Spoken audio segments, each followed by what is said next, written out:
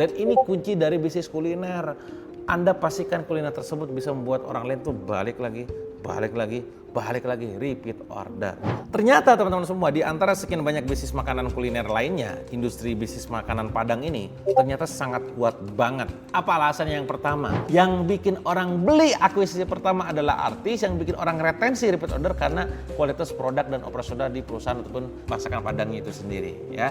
Jadi teman-teman semua, ini yang membuat akhirnya bisnis ini sangat menggiurkan.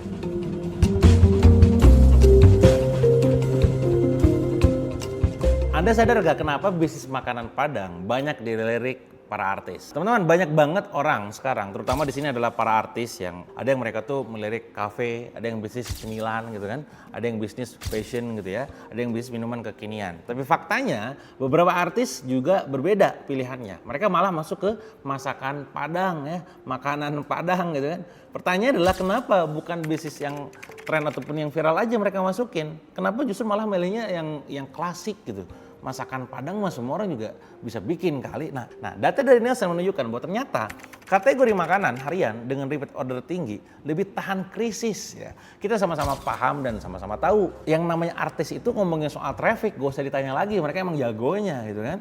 Tapi bagaimana bisa sustain itu PR-nya ya. Banyak bisnis pada saat bisnis artis itu bikin sesuatu nih, misalkan makanan gitu ya, rame juder gitu. Pas udah sebulan, 2 bulan, 3 bulan.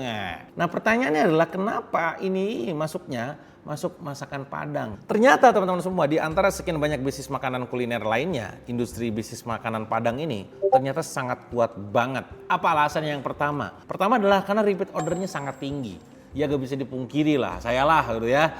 Saya aja kalau makan Padang itu ya lagi malas makan apa, ya udahlah makanan Padang gitu kan. Lagi jalan misalkan keluar kota gitu ya, tiba-tiba di bandara lapar kan, beloknya ke masakan Padang ya.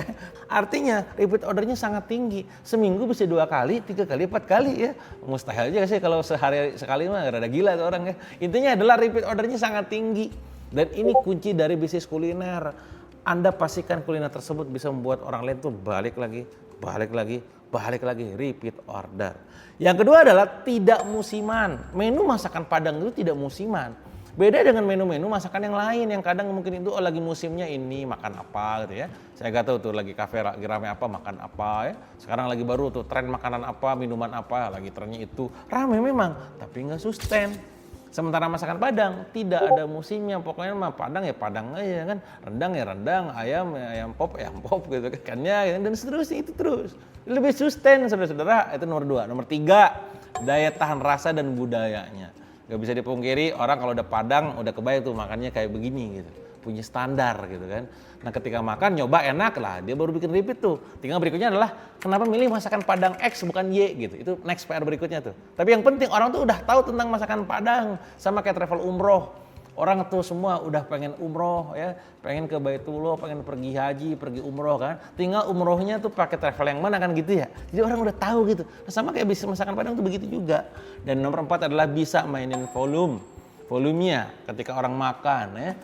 Disajiin ya. Kalap tuh kan, makan, pengen ngambil, bayar, sejeder. Sekali billing invoice, bucket size-nya besar banget. Ini poin kenapa akhirnya bisnis masakan Padang dilirik orang-orang, terutama di sini artis ya. Bahkan dari data Harvard Business Review, bisnis berbasis kebutuhan rutin lebih bisa defensif saat ekonomi melambat. Kita sama-sama tahu di tahun lalu, di 2025, ekonomi Indonesia sedang tidak baik-baik saja. Banyak yang tumbang, banyak yang turun. Ya. Tapi balik lagi, bisnis yang berbasis kayak seperti ini, itu bisa bertahan. Dan alhamdulillah bisa tetap cuan. Ya.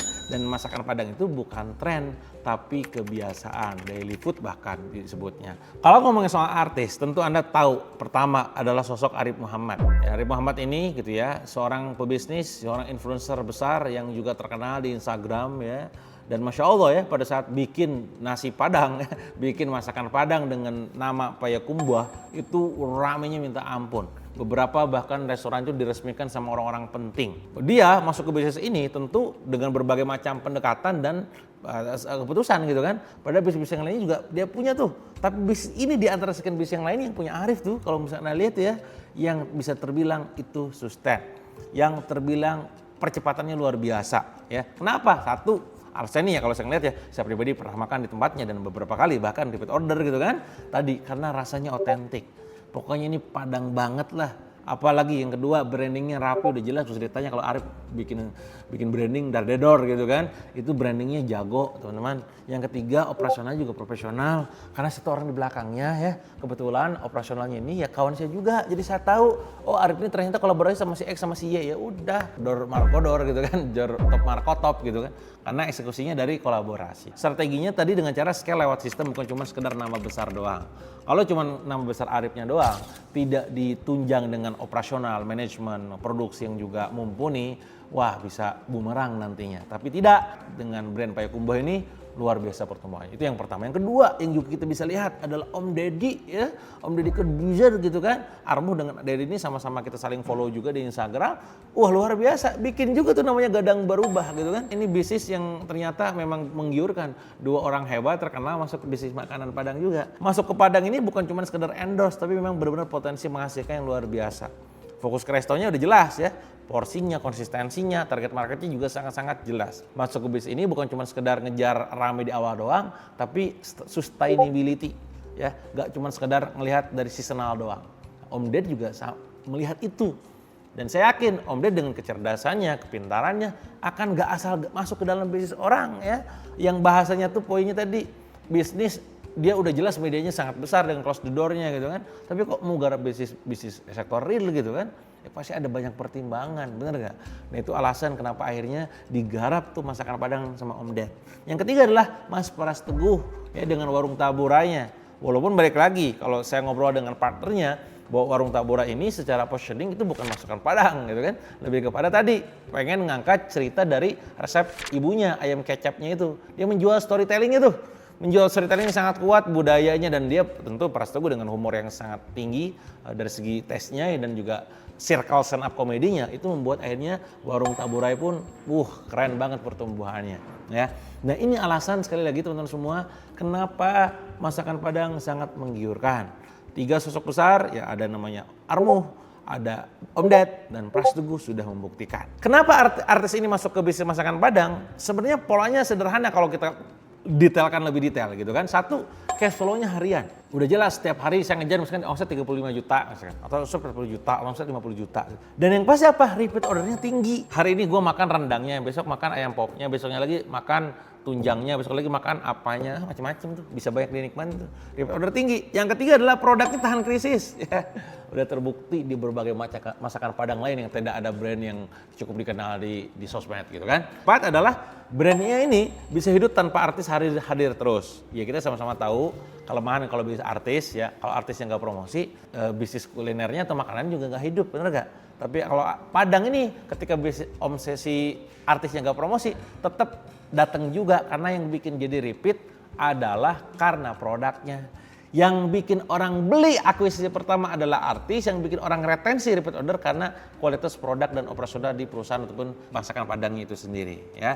Jadi teman-teman semua, ini yang membuat akhirnya bisnis ini sangat menggiurkan. Data dari McKinsey, bisnis yang berbasis kebutuhan inti konsumen lebih stabil jangka panjang. Supaya kita sekarang pengen sukses kayak mereka juga, nah hati-hati juga nih, jangan sampai kita nanti ikut-ikutan tanpa punya keilmuan yang tepat ya. Apa yang harus diperhatikan? Satu, jangan sampai berpikir bahwa dipikirnya itu semua Padang pasti laku, belum tentu gitu ya. Apalagi Anda bikin produk nasi Padang tapi nggak konsisten rasanya, itu bisa jadi bumerang buat Anda. Yang ketiga apa? Anda nggak punya sistem di dapur yang bisa juga mumpuni, yang bisa kacau balau di belakang. Yang keempat apa? Anda nggak detail ngitung HPP-nya, operasionalnya, cost-nya, semuanya bisa salah dan ujung-ujungnya boncos dan merugi. Intinya adalah Anda jangan cuma sekedar berpikir bahwa Padang itu pasti laku, belum tentu. Bahkan saya pribadi bareng Atta Halilintar, bareng Aurel itu bikin nasi ya, bukan itu sebenarnya bukan nasi Padang gitu kan. Lama kerasa itu bukan nasi Padang. Itu kita bikin begitu supaya orang minimal nyantol dulu. Oh Bang Atta bikin nasi Padang ya, bukan nasi Padang, itu clarify itu ya. Ini tuh lama kerasa, cita rasa Nusantara. Porsinya adalah spesial nasi kerabu, lemak bakar dan ayam goreng merah. Jadi di dalam itu Anda gak akan temukan seperti hanya nasi Padang, ini nasi Nusantara gitu. Cuma memang kemasannya agak beda. Anda bisa menikmatinya tuh ketika Anda datang ke outletnya. Silakan Anda nanti cari di Lama Kerasa di Pancoran sana di Duren 3 gitu kan.